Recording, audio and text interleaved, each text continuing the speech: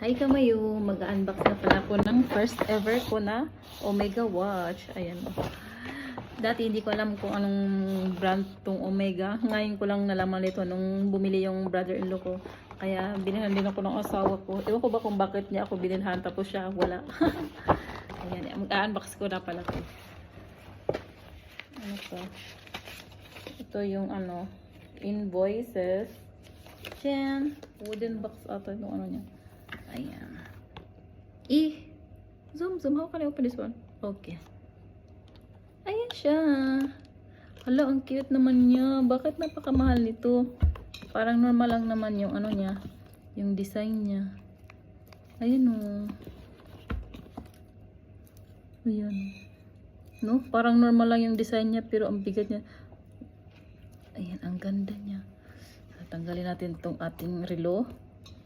Palitan natin. Ang cute din ito. Nitong Omega. Wala, ang bigat niya. Tapos ang cute niya. Bagay na siya sa wedding ring ko. I need to adjust this one sa zoom. Ayan. Ang cute niya. Bagay na siya sa wedding ring ko. Ayan. Kasi sabi ko kasi bibili ako ng parang silver na watch ang kulay. Pero hindi man mahal. Hindi ko lang bakit ako bilhan ng asawa ko nito. Deserve ko siguro. Char. May ano nga pala siya o ganyan o. Parang libro-libro. Tapos ganito din. Ito pala yung international warranty niya. Yan. International warranty ganyan.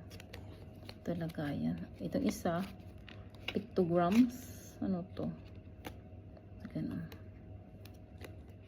Vinice over ko na lang to kasi mali yung pagkasabi ko. Akala ko kasi galing to sa company ng asawa ko. Hindi pala. Secret gifts nga pala ito galing sa Rivoli dahil bumili siya ng relo. Okay. Oh, smells good. Smells good. Kahit hindi pa nabubuksan, ang bango niya na. Kasi nga may natapon pala konti. Bango niya. Ganun. Perfume. Tapos meron pang isa. Taran! Ano to? Let's open. Baka relo. I think relo. Ayan yung brand niya.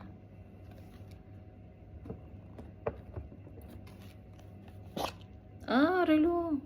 Wait, it's for me also. Bakit pa babae? I think this is mine. Zoom sa? It's for lady.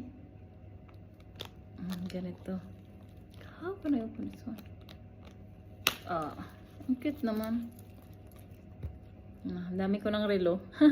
Green din siya. Thank you. I think this is for me because it's cute. Ang cute din. Dami na akong relo. Cute naman niya. Thank you. Yun lang. Bye Kamayo.